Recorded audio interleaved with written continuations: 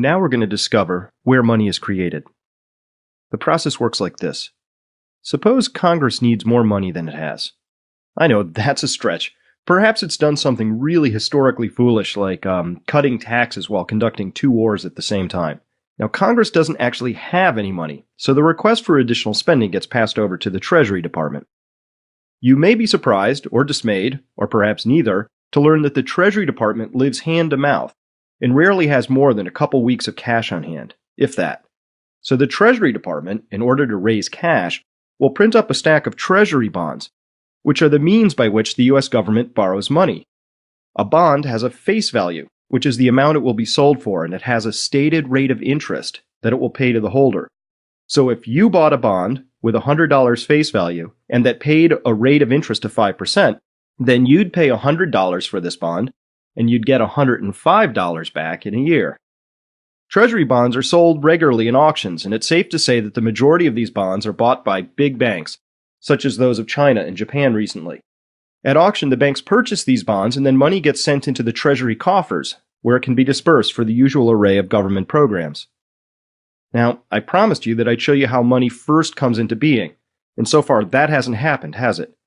The bonds are being bought with money that already exists in the banking system. Money is created by this next mechanism, where the Federal Reserve buys a Treasury bond from a bank. When the Fed does this, they simply transfer money and the amount of the bond to the other bank and take possession of the bond. A bond is swapped for money. Now, where did this money come from? Glad you asked. It comes out of thin air as the Fed creates money when it buys this debt. New Fed money is always exchanged for debt, and so now we can put the title on this page. All dollars are loaned into existence. You don't believe me? Here's a quote from a Federal Reserve publication entitled Putting It Simply. When you or I write a check, there must be sufficient funds in our account to cover the check. But when the Federal Reserve writes a check, there is no bank deposit on which that check is drawn. When the Federal Reserve writes a check, it is creating money. Wow, now that is an extraordinary power. Whereas you or I need to work to obtain money and place it at risk to have it grow, the Federal Reserve simply prints up as much as it wishes whenever it wants, and then loans it to us all via the U.S. government, with interest. Given the fact that over 3,800 paper currencies and a few metallic ones have been rendered worthless due to mismanagement, wouldn't it make sense to keep a very close eye on whether or not the Federal Reserve is acting responsibly? So now we know that there are 2 kinds of money out there. The first is bank credit, which is money that is loaned into existence, as we saw here. Bank credit is a type of money that comes with an equal and offsetting amount of debt associated with it, debt upon which interest must be paid. And the second type of money is printed out of thin air, and that's what you see right here at this stage. The process by which money is created is so simple that the mind is repelled. So don't worry if you need to review this chapter several more times. However, if you understood all that and get it, well, congratulations, give yourself a hand, because it's not easy. These monetary learnings allow us to formulate 2 more extremely important key concepts. The first is that all dollars are backed by debt. At the local bank level, all new money is loaned into existence.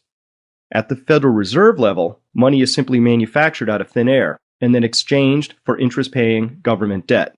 In both cases, the money is backed by debt, debt that pays interest.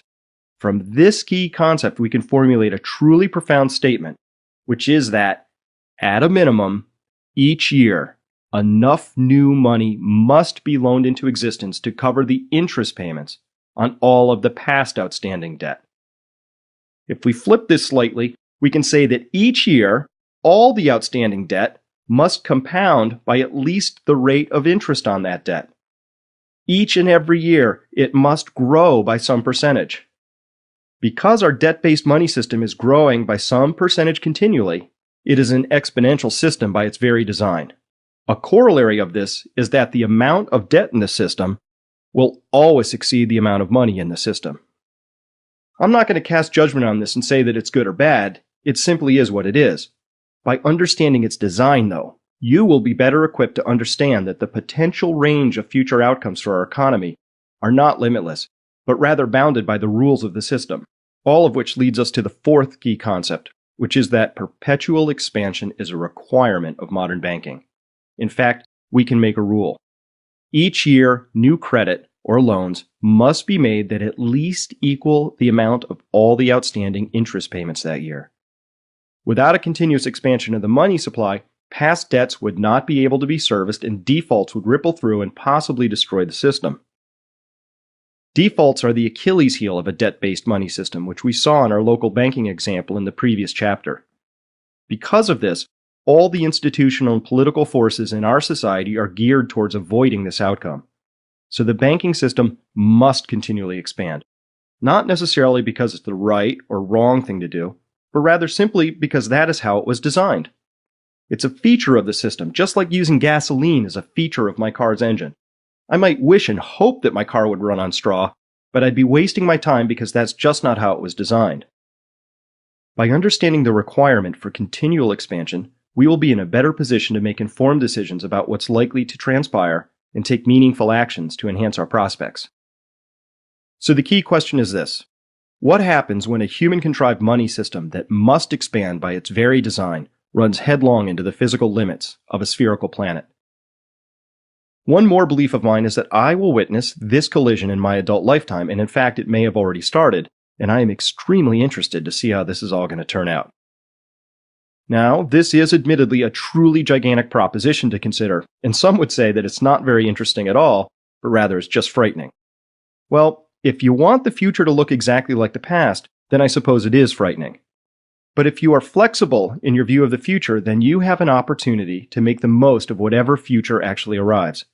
These are fascinating, invigorating, and truly unprecedented times, and I am thrilled to be living right here, right now, with you. In the next section, we'll be looking at some very important historical context about our money system, where you'll learn that our money system could be viewed as a masterpiece of sophisticated evolution, or as an historically brief experiment that is not yet 37 years old. Let's go.